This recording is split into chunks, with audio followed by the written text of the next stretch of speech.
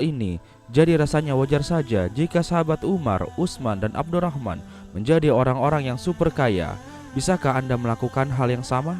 Jika tidak, Anda tidak perlu khawatir, karena Gelora Islam akan membagikan caranya di akhir video ini. Sedekah sembunyi-sembunyi secara konsisten. Sedekah sembunyi-sembunyi juga sering dilakukan oleh para sahabat Rasulullah SAW. Bahkan hingga kini masih banyak dermawan-dermawan muslim yang melakukan sedekah secara sembunyi-sembunyi.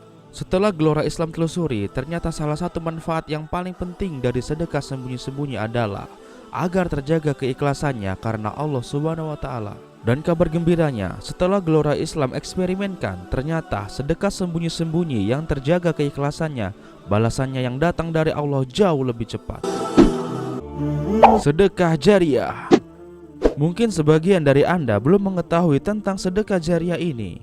Padahal sesungguhnya sedekah jariah ini adalah salah satu sedekah yang paling mudah dan paling nikmat untuk dilakukan.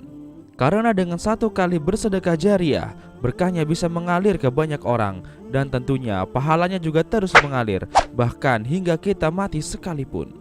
Karena dengan sedekah jariah kita bisa membantu banyak orang di setiap harinya, maka insya Allah balasan rezeki akan kita dapatkan juga di setiap harinya. Salah satu contoh sedekah jariah adalah mengajarkan ilmu agama Islam atau membagi-bagi buku yang bermanfaat. Mengejar karunia Allah. Alasan terbesar sahabat Rasul bersedekah adalah untuk mengejar karunia Allah, ridho Allah, surga Allah, dan ampunan Allah. Mereka melakukannya karena Allah, bukan karena kekayaan di dunia semata.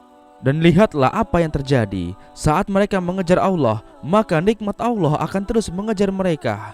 Jadi ingat, kejarlah Allah, maka dunianya akan mengejarmu. Lalu apa yang harus Anda lakukan untuk mempraktekkan 4 amalan tadi? Yang pertama, keluarkan sedekah terbaikmu. Keluarkanlah sedekah terbesarmu melebihi sedekah yang pernah kamu keluarkan sebelumnya.